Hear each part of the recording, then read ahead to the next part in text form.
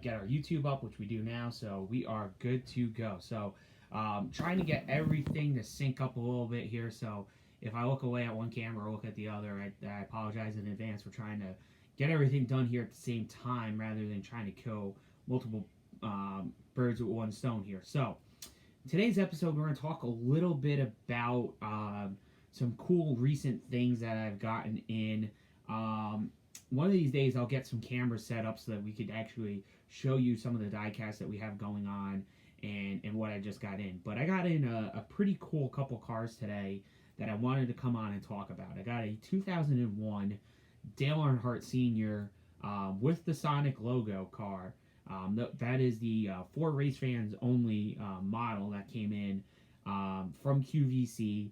And I also got a Dale Jr. Budweiser car in that same deal. So it was kind of a cool 2-for-1 that I got. I was really excited to get it because, listen, I'm not the biggest Dale Earnhardt fan. I was not a huge Dale Sr. fan growing up, but obviously Dale's passing in the 2001 Daytona 500 was a big moment in racing. It was also a big loss in the racing world, and to have that diecast in the collection is definitely something I've thought of long and hard about whether or not I was going to get one or not, but we ended up having one, so become available that I thought was at a decent price, and we added it to the collection. So really excited about that particular diecast, but we have a lot of really cool things coming up later in the season. You know, we have some cars that I know are going to start trickling in, so once we get more diecast in, we'll talk more about some of the cars that I've gotten in. But today I kind of wanted to talk about some of the different collections that people I've seen online and some of the cool things I've seen. You know, someone asked a question in one of the diecast groups I was in about do you collect, if anyone collects particular cars or has particular sets. Some of the sets I have a set that a lot of people have seen in the past, so I'll share it again on the page in the comments here after we get everything done. I'll try to get it on YouTube somehow. I don't know how I'm going to do that, but we'll figure that out. But anyhow, it's the Mark Martin 2009 Race Win set. And it's one of the harder to find sets because some of those cars don't come up often. There's one of the cars that they just don't become available. They're not something that happen to show up on eBay quite a bit. But I have, I have all 5 of those cars. So that's one of the cool sets that I have. I also have 2 prototypes of those diecasts as well. I have the Darlington prototype and I have the New Hampshire prototype as well. So it's really cool when you can add a win set, and it meant so much to Mark in his career to win those 5 races when he was at Hendrick.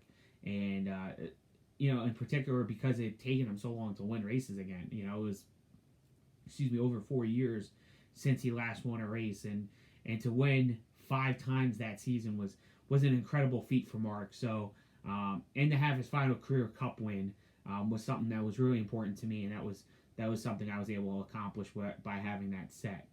One of the other cool things, race win sets I have, is Dale Jr.'s 2014 season. When he won the Daytona 500, he swept Pocono and he won the race at Martinsville. So I have that set as well. These are all pictures, again, I'll share after the video. And like I said, going forward, we're gonna try to figure out a way I can get maybe like my phone on this side or something, and we could show you the diecast cars as we're talking about them. I think that'd be something that'd be kind of cool to show everybody. You know, I again, some other really cool sets I have. I have all but one of Martin Truex wins from the 2017 season when he won the championship. So that's a neat set. I am working on the one win that I don't have, which is Las Vegas. So I got to get that car. But besides that, I have everything else. I do have most, if not all, of Dale Jr.'s Appreciate Aviation Tour cars that he ran that year. As far as paint schemes, there might be one or 2 that I don't have, and I think the only one that I don't. Well, I know there's 2 I don't have. I don't have the Mountain Dew car, and I know I don't have the Mako car. but I have everything else that as far as that was produced. So I have all those Dale Jr. cars. Those are neat. And then really, as far as collections go, I have a lot of random stuff. I don't really have like, um, entire collections, but I think I have all of Byron's championship Xfinity Series stuff, and there's some other oddball stuff, but a lot of oddball stuff.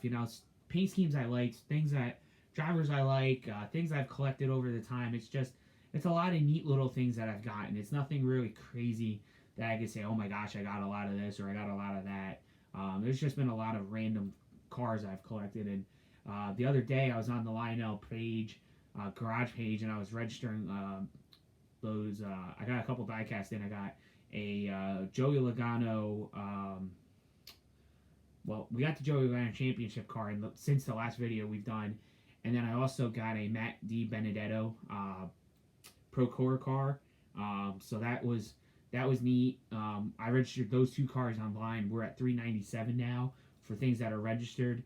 Again, if I had to guess, we're probably in the 450, 475, maybe even close to 500. I haven't really counted the diecast in a long time, but I know according to the site I have 397, and I know there's at least 40, 50, maybe even 60 cars I can't register, just because due to their age or due to the fact that they are not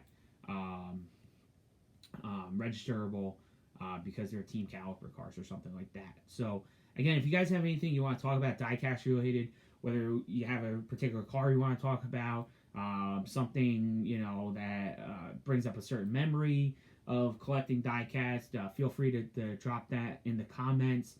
We want this to be an interactive process. I know on YouTube, it's going to be a little bit hard at the beginning because we can't do these things live. I'm recording it, so basically what I'm doing is right now instead of doing SoundCloud, I'm doing YouTube as our recording channel. So we're doing everything on YouTube as a record, and then once we build up the subscribers and any other requirements we need to meet as far as YouTube's concerned, we will be doing lives on both, and then hopefully that will take care of that. But as you can see, I got a tremendous amount of diecast that I've had over the years, acquired, things that I've gotten. I don't really sell a lot. That's one question I get a lot with the page is are these for sale? No, they're not. I know my girlfriend would love me to say those words that they're for sale, but they are definitely not for sale. These are really cool pieces that I've been able to acquire. Some of them have taken me a long time to acquire. Some I was very lucky. One of the cooler cars I was able to get early out in the gate was Brad Keselowski's win at Talladega. I have the elite model of that car. I've had it since it got released. So it was one of those things that at the time I didn't really realize how valuable that car could have become. And it's become one of the more valuable cars. If you're looking at a dollar amount in this collection that I do have, it's up there as one of the more expensive cars. The other car that I don't have in this particular room, but I have in the room across the hall, is Chase Elliott's 2014, the dual autograph race version.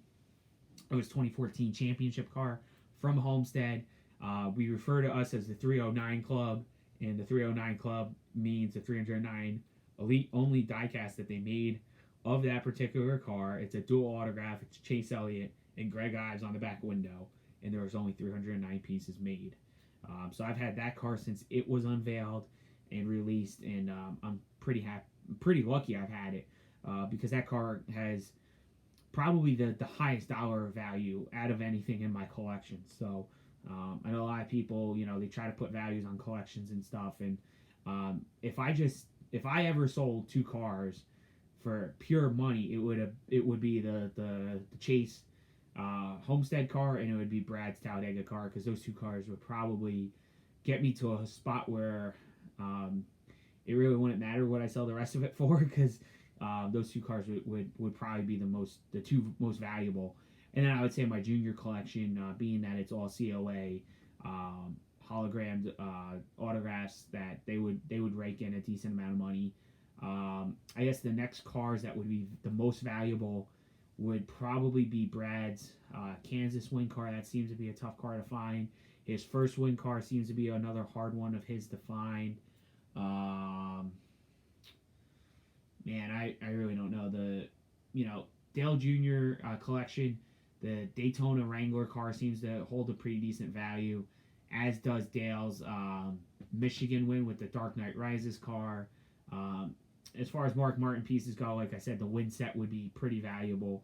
The prototypes that go with the win set would be pretty valuable. I guess my Stenhouse collection is going to crash in value because Stenhouse isn't racing Cup as of next year. But there's some neat cars that I have of Rickies that I really enjoy, and then there's also some Austin Dillon cars that I think are kind of neat, but it wouldn't rake in the value. As far as what's behind us, again, mostly this Dale Jr. shelf right here. For those of you on Facebook, could probably see it a little bit better than the YouTube viewers will be able to because of the way the angle of the iPad is. But the Junior shelf here has some pretty good ones. Has a Grey Ghost car that Dale actually did not race. That was the Jeff Gordon car. That car is, got decent value. The Back in Black car, if that's the one I'm thinking it is, that's actually DIN 3. So that might have a little value to it. But then the one car all the way at the end, the guys on Facebook can see this, but the YouTube folks cannot. So it's this Hellman's car all the way out here. This is Dale, as it stands right now, Dale Jr.'s final NASCAR win is that Hellman's car right there. And that is the RCCA Elite model. That is, I believe, DIN 16, if I remember correctly. So that was Dale's final Xfinity win. As it stands right now, obviously, Junior's still doing about one a year, so you never know what's going to happen there. I know we talked a little bit about Grail cars. I guess my personal favorite Grail car, this is a question I get a lot too, is what's your Grail car?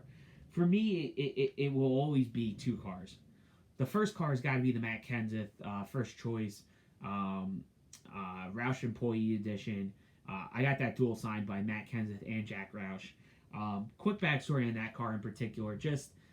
I remember I was a young man. Matt won the championship 2003. I raced to the phone and I begged my mom to let me call NASCAR .com Superstore. I called them, gave her the money, and I bought gave her my allowance money and bought a Matt Kenseth Victory Lap car. I think it was like $80 or something at the time. My mom was screaming at me I was spending that much money on a diecast car. Little did she know how much money would get spent later in life, but that's another story for another day. I still get yelled at for how much money I spend on these things. But anyhow, it was really funny how that car, the Victory Lap car, was at the time my most prized possession. And then I found this Roush Employee car, and it was raking in $300, which back in 2004, 2005, when I saw this car for the first time, that was a lot of money to me. I mean, I was like, oh my God, that's a lot of money. It still is a lot of money to me. I mean, at $300, I look at that diecast, I'm like, damn, that's a lot of money.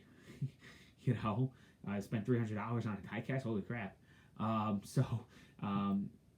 That car came down quite a bit in value. I remember I found one. It was about $100. I paid for mine, and I met Matt probably 2013, 2014 at a Gatorade appearance. Met Matt, got Matt to sign the diecast, and then last May I was able to get down to Charlotte, watch the 600, and then I got Jack Roush's autograph at a fan day event that they were hosting for Roush Fenway, and I was able to really enjoy that. That was a lot of fun for me. I really got to enjoy the experience, see what was going on there, and then get to meet Jack Roush, which I met Jack once before at Dover. I want to say 2005, 2006, one of those years, and I got Jack to sign the back windshield of that car, and that to me completed that car. Being that I know I can't get Robbie Reiser or anybody like that to autograph the car, I knew that was going to be the best I could do with what I had, and to me that made that car complete, and I was really excited about that. So that car is never going to leave the collection. I very rarely take that car out as it is. That car is actually in the attic right here behind me, which is that door right there, and it very rarely ever comes out of there to go on display. That's one of those cars that stays in the box for a good reason. I already broke the antenna on it too, so maybe not worth as much money as it used to be worth, but it's all good. I guess the only other cars that I would say are grail. The only other car I would say is grail material. I have it on my dresser.